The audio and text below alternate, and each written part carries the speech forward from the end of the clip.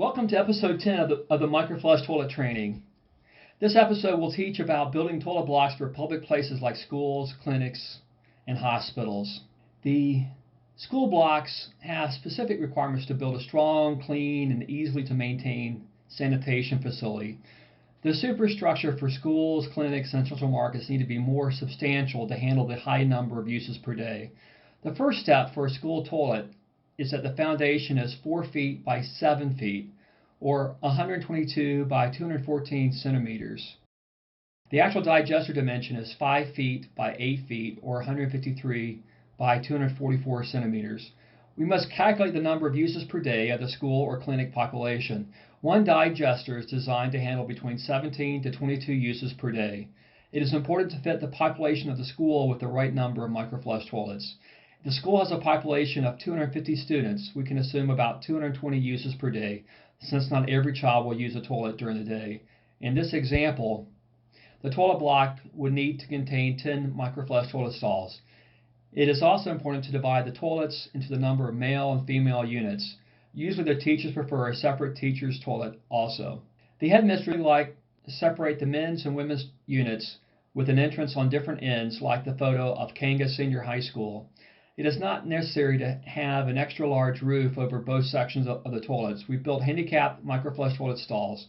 The soak pits for the school toilet blocks can be shared with 3 digester units, but it requires the soak pit to be larger. The school superstructure is usually built out of concrete block or kiln-fired bricks. The doors are usually made of wood or metal. It is important to leave a gap between the walls and the roof to allow air to flow freely. Do not make the building airtight. It is also good to add window blocks, which can increase the airflow. Drain pipes are run from digester floor to the center of the soak pit. Drain pipes are 10 centimeters in diameter. The pipes from the 3 digesters can be shared to flow into one large soak pit. The next step is to make sure that this microflush toilet floor has a good slope that will move towards the pipe going to the soak pit. Add 3 blocks in the middle of each digester. The digester layers are made of 2 layers of wire mesh. The large wire mesh is 3 millimeters thick. The smaller wire mesh is 0.5 millimeters. Next, 2 layers of mosquito netting are installed on top of both layers of wire mesh. Also, an opening between the digesters is made so that there can be some balance if one toilet stall is used more than another toilet stall. Banana leaves or straw are 76 to 102 millimeters deep. Finally, rich, dark topsoil is added as the final layer. The topsoil should also be 76 to 102 millimeters deep as well. The last task is to add around 500 earthworms to each digester unit. The user interface slab is installed above the digester. The user interface slab becomes the floor of the toilet. The access panel is on the outside of the toilet walls. The walls are only built directly on the user interface slab. The superstructure of the toilet facility is identical to standard construction in the local community. The user interface for public microflush toilets are usually the squat fixture if it is for school children or in a central market area. One seat user interface can also be built if there is a demand for a toilet seat.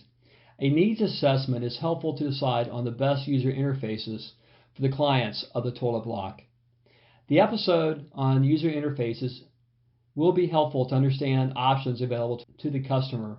The best porcelain squat fixtures can use either a microflush toilet valve or the self-flushing Sato pan. The seat can be made using concrete blocks, concrete slabs, or bricks. The seat user interface can also use a porcelain straight drop toilet used for pit latrines. Rain catchment can be used to supply water for hand washing to the toilet block. The walls can be plumbed to distribute water to flow to the sinks and will allow the water to drain into the user interface seat or squat fixture for the next flush. A low-cost water option is to provide a bucket and a cup in each toilet stall that can be filled with water for hand washing. We've learned that many children wash their hands directly over the user interface without the need of a sink. A water tank filled from rainwater makes an economical solution to provide water for sanitation. It makes sense to consider male urinals with urine capture for the men's toilets. The urine can be diluted and used as a very effective and free fertilizer for families to have bountiful crops. Water sanitation and hygiene training is very beneficial to change in behaviors. This is a photograph of a 4-unit microflush toilet block at a beach in Nigeria. You should have a better idea that there's a lot of flexibility in building a public toilet block using the microflush toilet. The user interfaces can vary depending upon the demand, and the style of the toilet block can vary as well. Thank you for watching episode 10 of Building Microflush Toilet Blocks for schools, clinics, churches, and other public places.